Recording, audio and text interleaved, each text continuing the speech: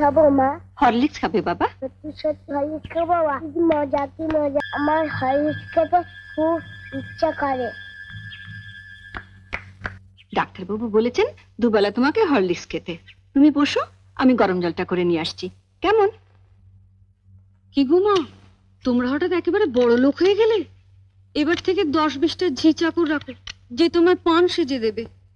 হঠাৎ এই কথা বলছিস কেন? এবার থেকে আর অভাব অভাব বলে টাকা ধার চেও না। যা বলবি সোজাসুজি বল। বড় লোকের দেখলি কি? রোজই তো শুনি বড় অভাব, টাকা নেই, সংসার চলছে না। এদিকে তো ঘরে ঘরে হরলিক্স খাওয়া হচ্ছে। হরলিক্স? মা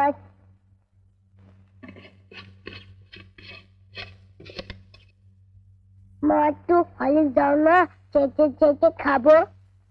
দিচ্ছি বাবা।